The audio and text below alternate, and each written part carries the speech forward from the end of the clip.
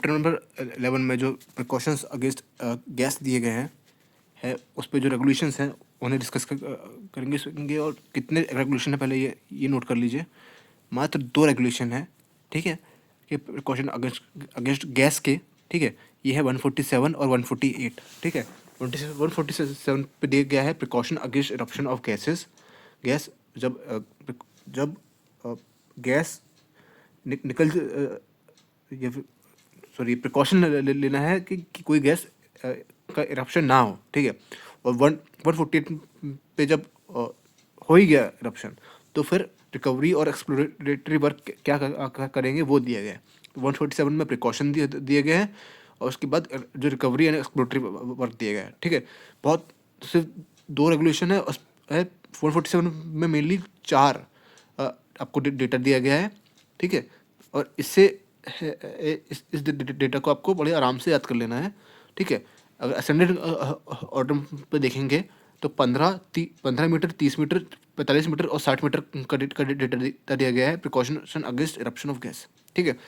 ये सब है 15 है जो डिस्टेंसेस है ये कम इस पे आपको प्रीफिक्स करना है कि कितने पहले आपको अपने आप को रोक देना है और फिर प्रिकॉशन लेना है। तो 15 मीटर की मैं बात करता हूँ। 15 मीटर पहले रिवर बैंक और वाटर बॉडी की पहले आपको वर्किंग रोक देनी है, ठीक है।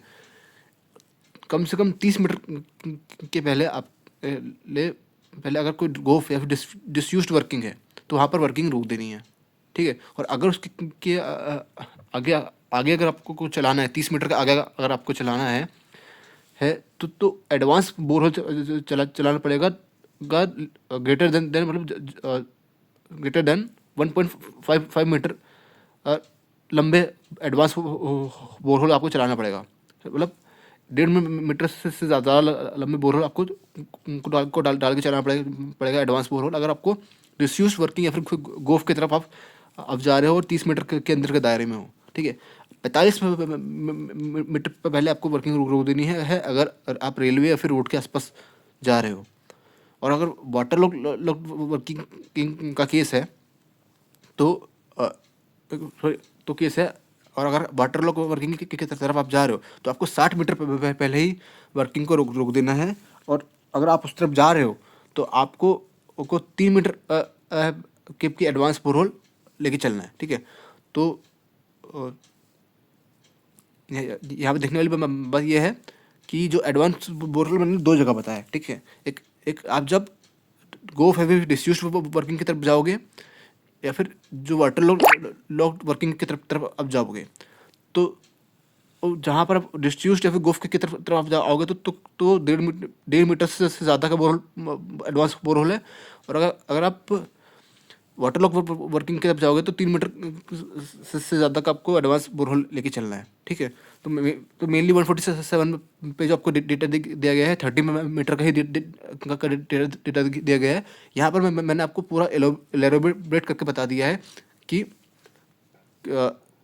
रिवर और वाटर बॉडी के पास जा रहे हैं तो 15 मीटर, गोफ के पास जा रहे हैं तो 30 मीटर, रेलवे के पास जा रहे हैं, रेलवे रोड के पास जा रहे हैं तो 45 मीटर, वाटर लॉक के पास जा रहे हैं तो 60 मीटर, ठीक है। बढ़िया से सॉर्ट आउट हो गया है।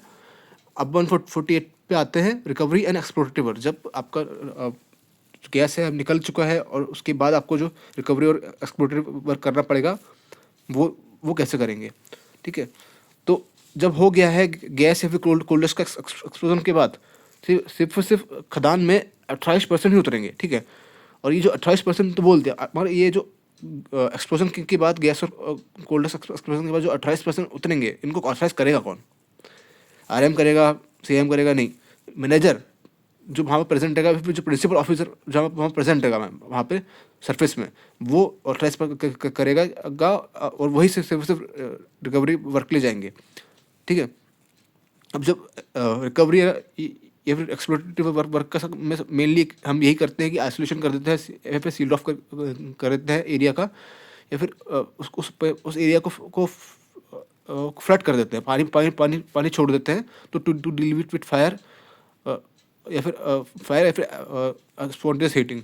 तो ऐसी जो एरिया है जिसको सील्ड ऑफ कर चुके हैं, फ्लड कर चुके हैं, फिर वहाँ पे पहले से स्पॉटेड हीटिंग है, अगर वहाँ पे हमको रिकवरी करनी है उसकी, ठीक है, तो उसको रिकवरी करनी मतलब उस एरिया को रीओपन करना है, तो ये करने से पहले आपको किसी से परमिशन लेनी पड़ेगी। तो किस से परमिशन लेगी और कौन परमिशन के लिए अप्लाई करेगा? तो परमिशन लेना पड़ेगा आरआईएम और सीएम, ठीक है। अगर आपको कोई बंद हो किया हुआ एरिया, फ्लडेड एरिया, फिर स्पॉन्टेनियस हीटिंग से अफेक्टेड एरिया को रिकवरी करनी है और ओपन करना है, तो आरआईएम सीएम दोनों को नोटिस भेजना पड़ेगा। कितने दिन पहले भेजना पड़ेगा? 30 दिन पहले भेजना पड़ेगा, ठीक है। और कौन भेजेगा?